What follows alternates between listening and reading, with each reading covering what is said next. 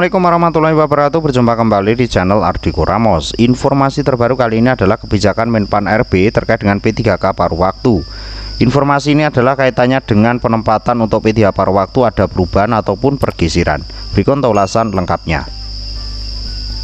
Kebijakan baru Kemenpan RB, P3K paruh waktu harus siap pindah instansi. Yang sebelumnya memang untuk P3K paruh waktu ini akan ditempatkan di instansi masing-masing ya sahabat-sahabat, namun ada kebijakan baru terkait dengan penempatan P3K paruh waktu nantinya, yang bocorannya akan diterima ataupun diangkat menjadi P3K paruh waktu menerima SK itu di Agustus tahun 2025. Pemerintah melalui Menpan RB memberikan penjelasan terkait posisi P3K paruh waktu yang berencana untuk mengalihkan instansi. Hal ini menjadi penting mengingat kebijakan P3K paruh waktu yang diberlakukan dalam rangka meningkatkan efisiensi birokrasi di Indonesia. Perubahan kebijakan P3K paruh waktu, Kemenpan RB menegaskan bahwa pegawai P3K paruh waktu tidak dapat menetap pada satu instansi yang sama dalam jangka waktu lama. Ini perlu dicatat bahwasanya P3K paruh waktu tidak bisa menetap pada satu instansi yang sama dalam jangka waktu yang lama. Perubahan kebijakan P3K paruh waktu, Menpan RB menegaskan bahwa pegawai P3K paruh waktu tidak dapat menetap pada satu instansi yang sama dalam jangka waktu yang lama ini karena mereka diharapkan memiliki kesiapan untuk berpindah ke instansi lain sesuai dengan kebutuhan instansi dan hasil evaluasi kinerja. Ini merupakan bagian dari upaya meningkatkan fleksibilitas sumber daya manusia di pemerintah serta mengoptimalkan distribusi tenaga kerja yang sesuai dengan tuntutan program dan kebijakan pembangunan. Tujuan dan manfaat kebijakan pindah instansi, salah satu alasan mendasar kebijakan ini adalah menciptakan efisiensi dalam penggunaan anggaran negara dan memaksimalkan kinerja instansi pemerintah.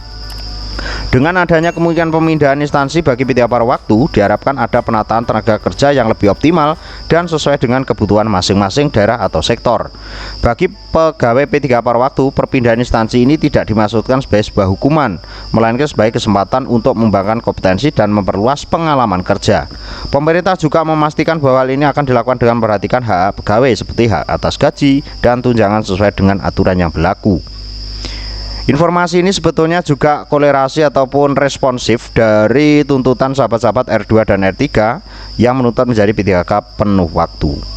Tantangan dan persiapan untuk P3K paruh waktu, tentu saja perpindahan instansi ini merupakan persiapan dari pihak PPK ya.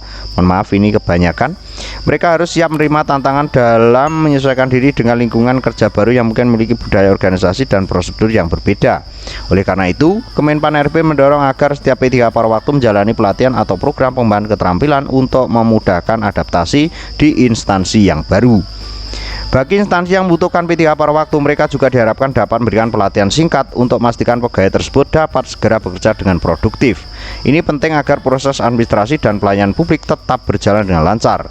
Pentingnya transparansi dan sosialisasi kebijakan untuk menghindari kesalahpahaman. Kemenpan RB menekankan pentingnya sosialisasi yang jelas terkait kebijakan ini kepada seluruh pihak terkait, baik kepada P3K, instansi pemerintah maupun kepada masyarakat. Selanjutnya, untuk transparansi dalam implementasi kebijakan akan memudahkan pihak-pihak yang terlibat untuk memahami dan menyesuaikan diri dengan perubahan tersebut. Kebijakan terkait pemindahan instansi bagi P3K paruh waktu merupakan langkah strategis untuk meningkatkan efisiensi dan fleksibilitas dalam pengelolaan aparatur negara. Hal ini juga berpengaruh nanti untuk sahabat-sahabat P3K paruh waktu yang terlalu jauh tempat tinggal dengan lokasi kerja ya sahabat-sahabat. Ini juga akan terpengaruh juga untuk sahabat-sahabat P3K penuh waktu, kemungkinan seperti itu. Kalau P3K paruh waktu saja ada perubahan seperti ini, mungkin untuk P3K penuh waktu juga bisa dimutasi ataupun dipindahkan atau relokasi.